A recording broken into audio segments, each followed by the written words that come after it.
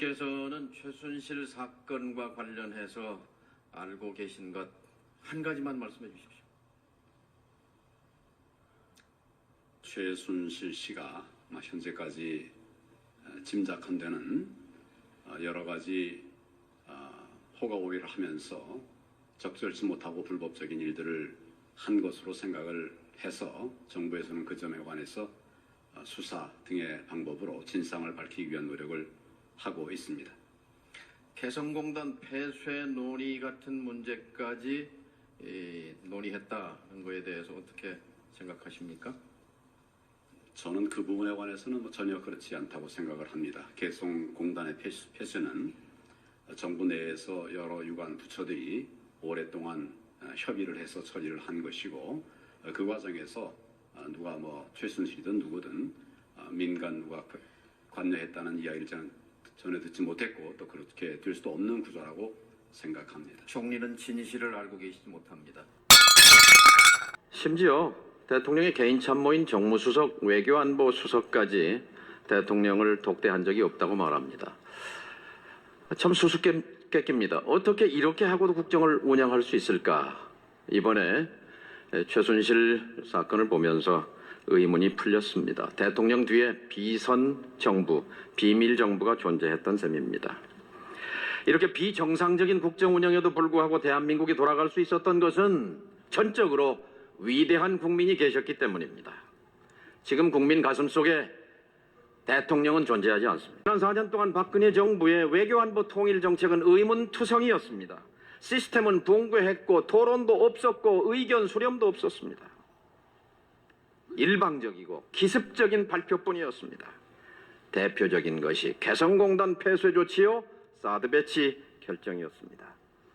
4년 전에 어렵게 개성공단 재개를 결정하면서 어떠한 경우에도 개성공단의 안정적 조업을 보장한다, 이렇게 합의서 작성을 주도했던 남측 정부가 느닷없이 개성공단 폐쇄한 것을 어떻게 납득할 수 있겠습니까?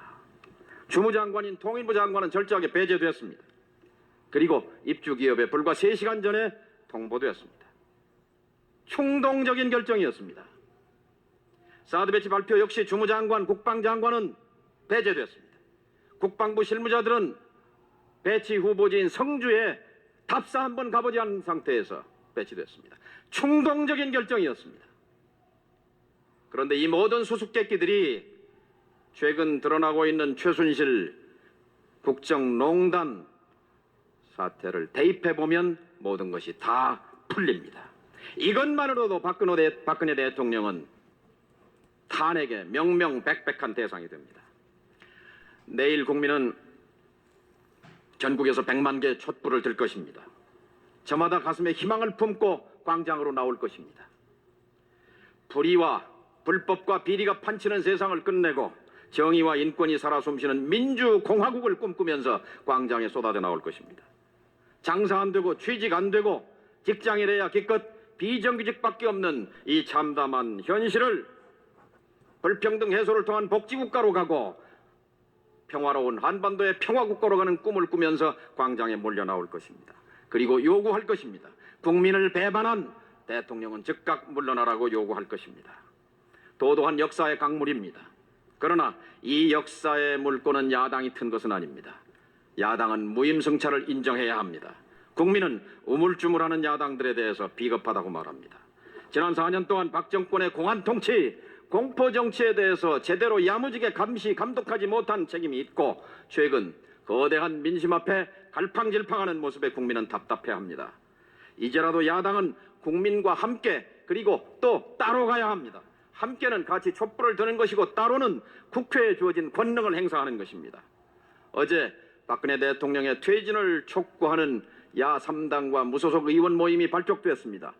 다음 주에는 40여 명을 넘어서 더 큰 의원들이 모일 것입니다. 헌법기관인 의원들이 모여서 국민의 요구에 따라서 불법을 저지른 대통령에 대한 탄핵 절차 논의에 착수할 것입니다. 우선은 각 당 내부에서 당론을 모으고 새누리당의 양식 있는 의원님들과 함께 탄핵안을 본격 추진하십시다.